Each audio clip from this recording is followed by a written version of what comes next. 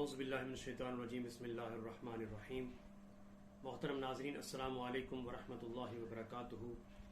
درس مثنوی شریف کے ساتھ آپ کا میزبان محمود احمد تبسم حاضر خدمت ہے۔ ناظرین، آج ہم مثنوی شریف سے اپنے درس کا آغاز کر رہے ہیں۔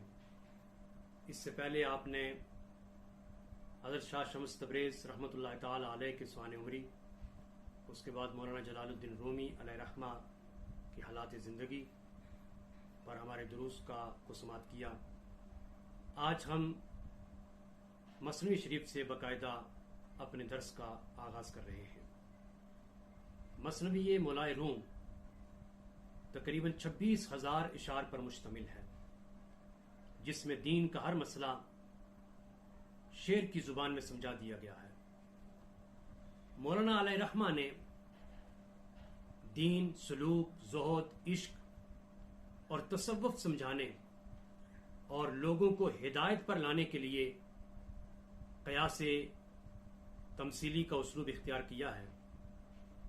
محترم ناظرین، یہ بتاتا چلوں کہ مثنوی لکھنے کا سبب کیا بنا۔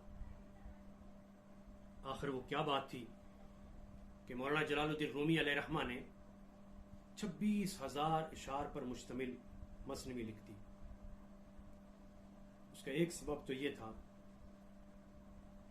کہ جو کچھ اپنے شیخ طریقت سے حاصل کیا تھا مولانا جلال الدین رومی علیہ رحمہ نے، جذب کی کیفیات، وجد کی کیفیات اور جو بھی فیض آپ نے حاصل کیا تھا، اس فیض کو مخلوق خدا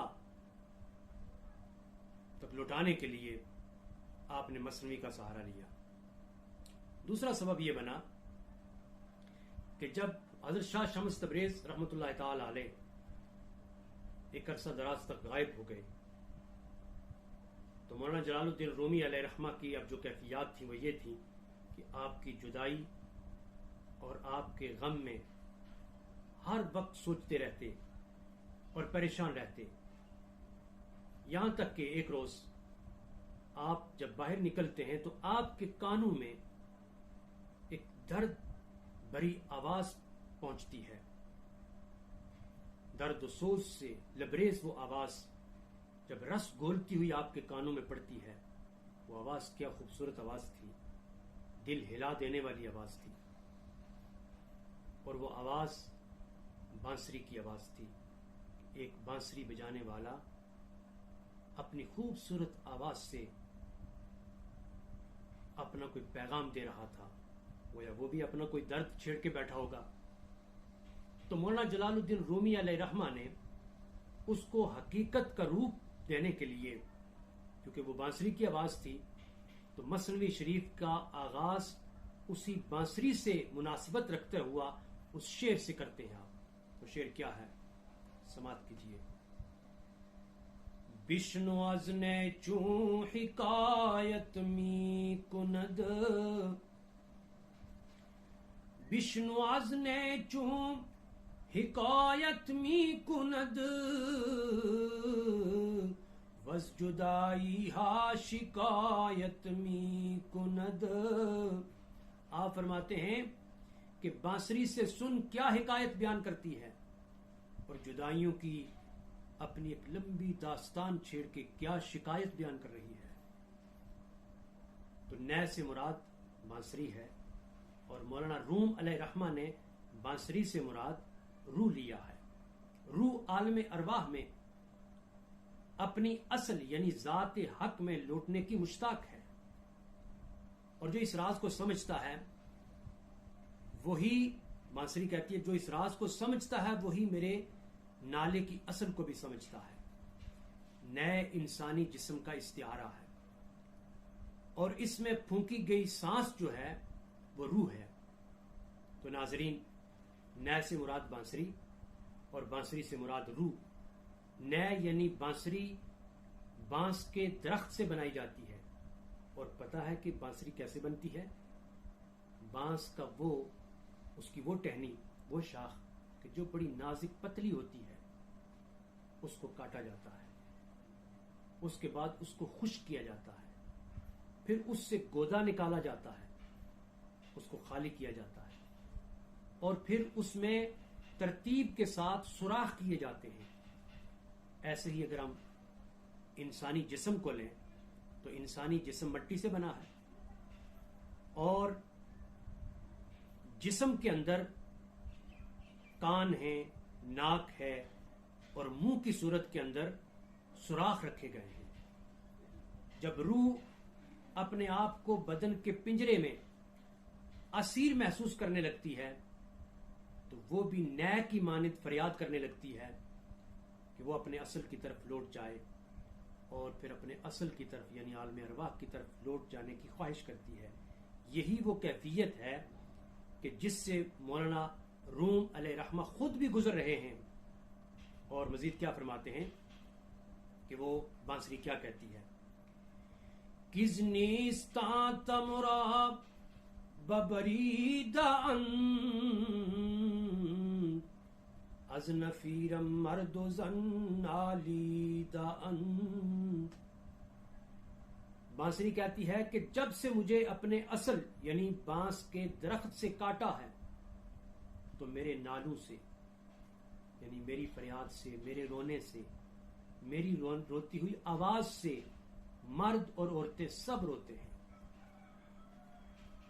اور نیستان سے مراد بانسوں کا جنگل ہے، اور مولانا روم اس سے مراد یہ لیتے ہیں کہ انسان کی وہ ابتدائی حالت، وہ ابتدائی مقام جہاں انسان زمین پر آنے سے پہلے رہتا تھا، یہ مقام اس کے محبوب خدا کی قربت میں تھا، جہاں اسے اللہ تبارک و تعالیٰ کی طرف سے روحانی روشنی سے سیراب کیا جاتا تھا۔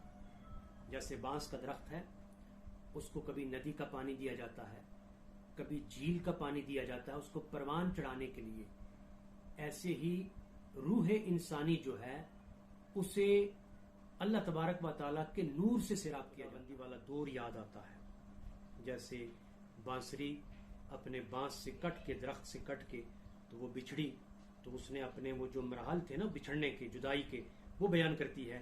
ایسے ہی روح جب اپنے مقام سے جدا ہوتی ہے تو وہ انسان کے بدن میں مقید ہوتی ہے، تو اسے اپنی جدائی پہ رونا آ رہا ہے، اسے اپنی جدائی والا وہ زمانہ یاد آ رہا ہے، اس لیے کہ جب وہ روتی ہے تو پھر اس کے رونے سے تمام مرد اور عورتیں روتے ہیں۔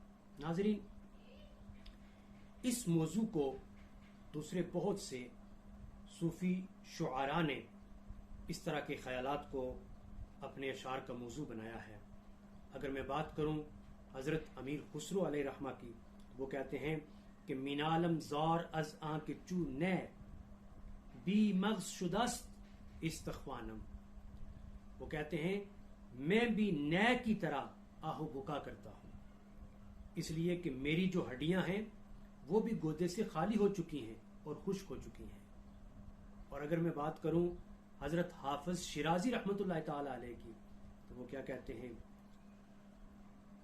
کہ خرم آ روز قزیم منزل ویران بروم، خرم آ روز قزیم منزل ویران بروم، راحت جان طلبم، راحت جان طلبم، وز پہ جانا بروم۔